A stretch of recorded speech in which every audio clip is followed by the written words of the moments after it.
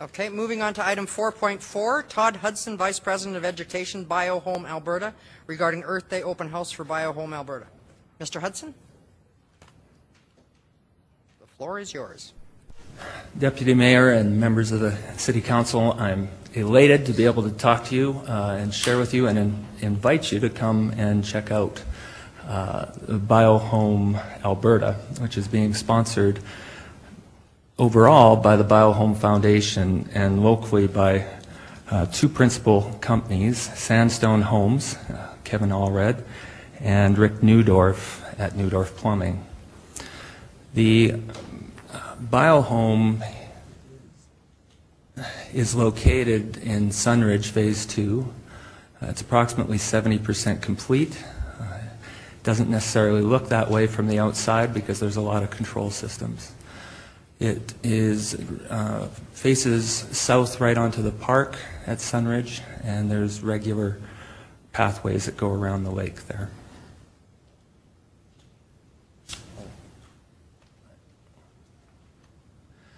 Biohome Alberta is a very unique home. We expect in early 2013 that the home will be featured in Popular Mechanics magazine. It addresses directly almost 24 major world issues to do with the environment and humankind.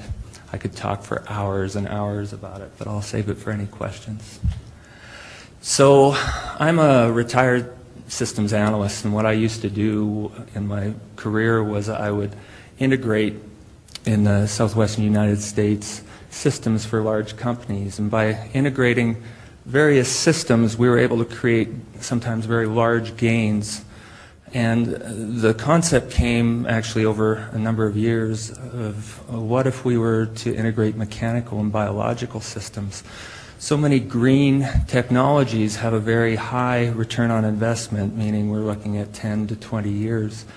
And while we applaud those efforts, our goal was to try and use simple integrated systems so that we could have a 3 to 5 year return on investments, which would make it affordable for the average family who spends perhaps 3 to 5 years in a home. And so some exciting things about the Biohome is not only is it a very environmentally friendly, cost-effective, and attractive home, but it also produces food year-round. So not only are we addressing elements of climate change and trying to curb it, but we're also in this home preparing for climate change, which is happening, is a reality. So the home integrates and actually has internal ecosystems within it. Now, I have to express gratitude to Lawrence Unser and Darren Harsh and Ken Forbes, who we have worked closely with to try and build a home like this to code. And it hasn't been easy. Some of the systems will be put in after final inspection, but we have worked hard to make sure that the home is completely safe and largely automated. Another element of the home is, well, we pay extra for wind power. We actually heat the home through solar, and we cool the home through a trout cistern that we'll be stocking on Earth Day. That's in the backyard underground. We sought approval for that, but they couldn't find any precedent, so they just approved it. That trout cistern actually works in conjunction with a solar geothermal aquaponic greenhouse. We need an acronym for that. And that is, as far as we know, the first of its kind in the world. I should state that none of these things that we're doing on our own. We've had support not only locally, we've had donations from companies such as Green Fiber Canada, Plastifab. As I said, Newdorf and Sandstone Homes have donated literally thousands. Our local L. Logie has donated a lot of engineering, which the project has, and engineers from Nova Scotia to Montana and even China have contributed various things free of charge. So this home has been really a synthesis of a lot of different things that have been developed, different technologies, simple ones that have been developed, but we've integrated, again, for gains. So one of the systems are these ecosystems. There's the outdoor trout system, which I mentioned to you, and basically this home is able to take in kitchen scraps, and I'm getting ahead of myself, but it produces its own food for the trout, okay, year-round. And the trout then are fed. This doesn't have to be the case, but because we're inviting school kids free of charge to come through, we have a pneumatic automatic feeder that zips these grubs through a piece of 1-inch PEX and actually feeds the trout automatically, and we've got a little trout cam. And so there's lots of fun in this, but there's also three indoor ponds, one in our conservatory education area, and 2 hidden ones. So we have tilapia, which is a tropical but tasty fish. We also grow herbs and vegetables and even stevia, a type of sweetener. So, of course, this is all organic because with aquaponics, you have a balance between plants and the fish. So the fish create their waste, and that it's degassed and goes through a large filter, and then that actually feeds the plants. The plants then clarify the water, and it comes full circle. So instead of sort of fighting against nature, really trying to manage it too much, we're taking a look at the balances. In the trout cistern, for instance, as I mentioned, mechanical and biological systems being merged, the trout cistern not only creates food for the plants that are outside in the solar greenhouse, but it also provides cooling for the home through the radiant floor. So our systems, again, are used and reused, and that's how we're able to get this return on investment down. That said, the control systems are such that you can integrate different portions of this in an existing home. So this is kind of exciting. This is the waste conversion. And in our neighborhood, I should mention that the Boy Scouts of Canada have been of great assistance in several of our programs, including the building of the solar aquaponic greenhouse system. So what we were able to do with this is kitchen scraps. About 0.58 pounds of kitchen scraps per person are produced every day. And the problem is it produces methane in our landfills, takes up a lot of organic waste space. And that methane has the equivalent of about 20 to 50 times the effect on the greenhouse effect as carbon dioxide. So what we're able to do is take in kitchen scraps from neighbors on a voluntary program, and they are put into the bioconverter, which converts them into grubs, insect grubs, and this isn't inside the house. And by doing that, we take 20 tons of our neighborhood's kitchen scraps out of the landfill, and an equivalent of 30 tons of CO2 emissions from escaping over the years. Now, the neat thing is that we're also able to return then to each neighbor 25 pounds of really good compost. So it's really a win-win program. This home is able to feed a family of 6 year-round. So my request is everything in the home is free. It's sponsored by our foundation. This year we're focusing on grade 2 classes. We have, from the west side alone, I believe as of today we have 11 grade 2 classes scheduled to come through. The Biohome's integrated science systems actually tie into half of the grade 2, the grade 4, the grade 5, the grade 7, and probably most of the high school curriculums.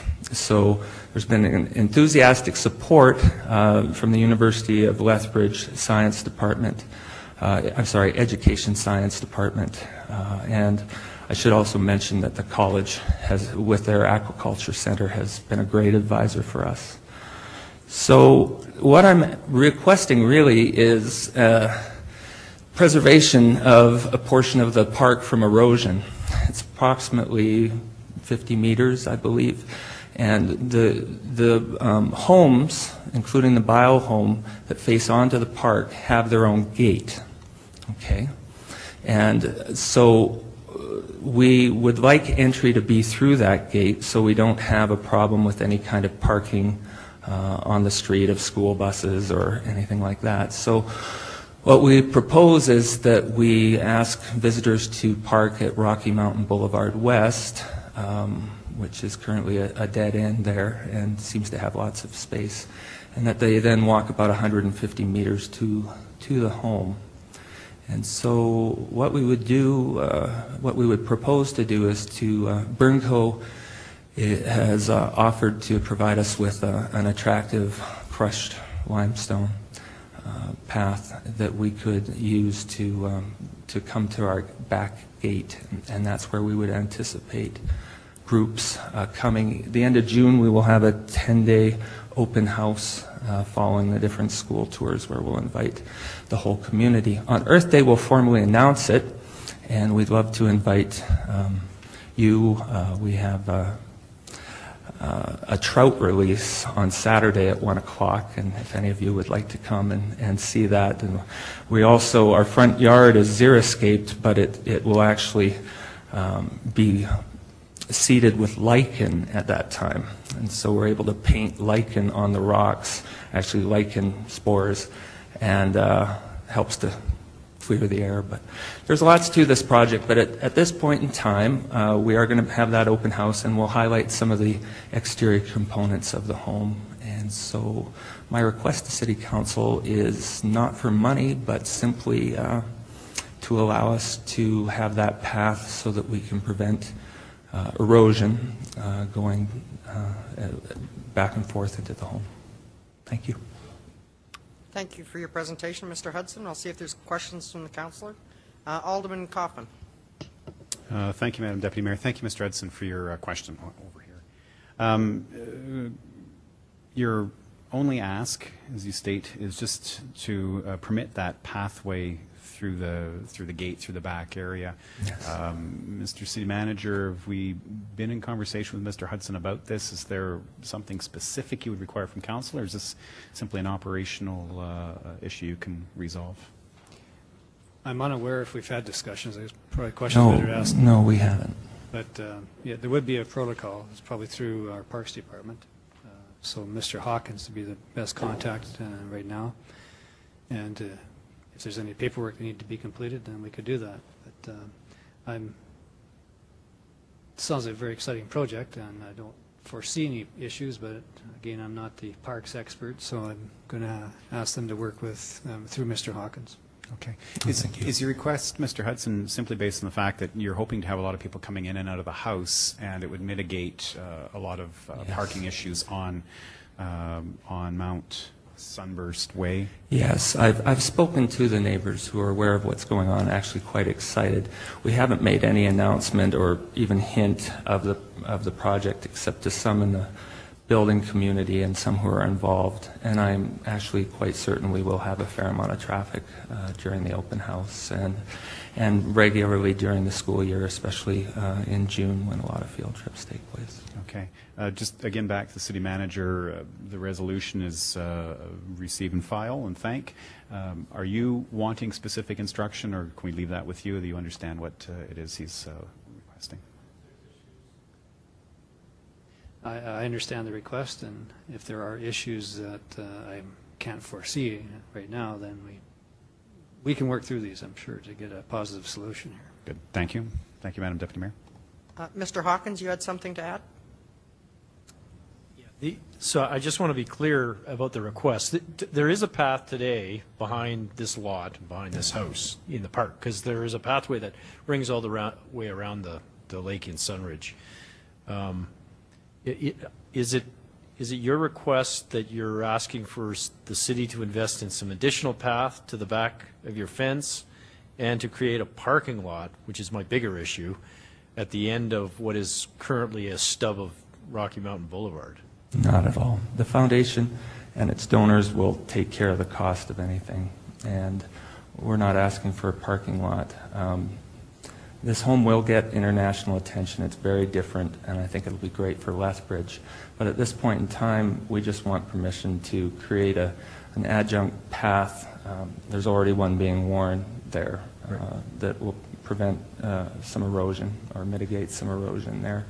And we could do it out of a material that worked for the Parks Department. Right now, we propose using a limestone that we would get from Burnco.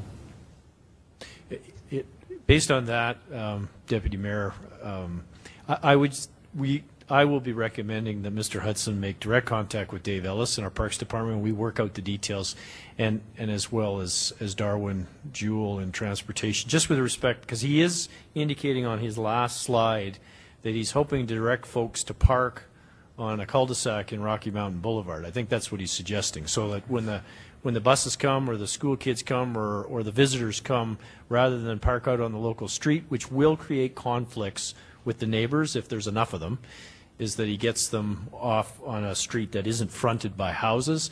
But I would prefer that he work directly with my staff to work out those details so that we understand exactly what it is that he's building in terms of a path, and whether or not we need to do anything with respect to signage on Rocky Mountain Boulevard or not to permit some parking for his visitors. So I think we can probably work all of this out as long as he's prepared to deal with my staff directly.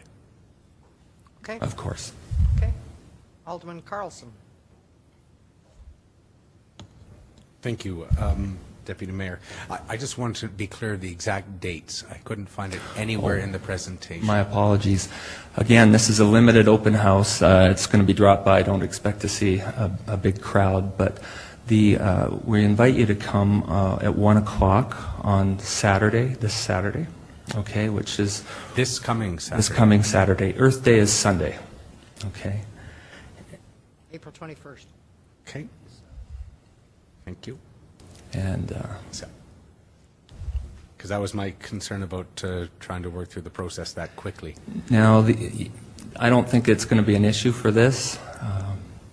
I thought I would bring it up also to give you an invitation and to give us a couple months to work through this before the school field trips start coming through. And, okay, so and the city open house, I'm confident just from the building community, we will have a large number of people. Okay. So. And sorry, the time this Saturday was between? Well, you can come between 11 and 5, Saturday and Sunday.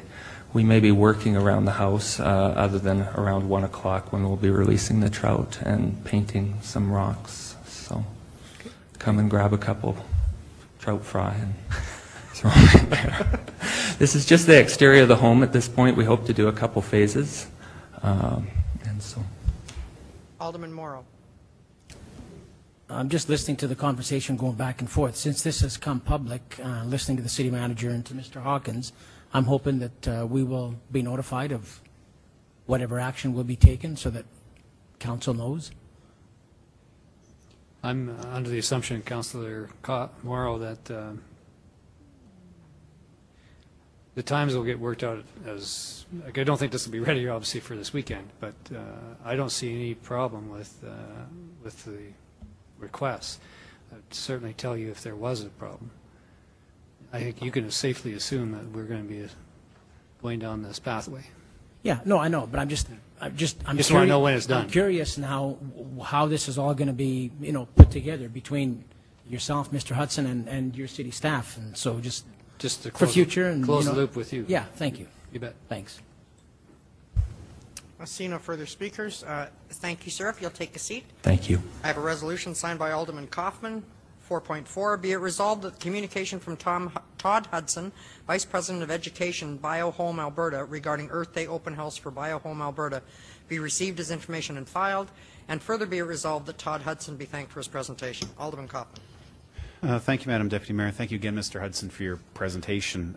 The word that kept coming to my mind was fascinating. This is absolutely unique and a brilliant integration, as you say, of the mechanical and biological systems. Thank you for bringing it to our community and certainly to bringing it to Council's attention.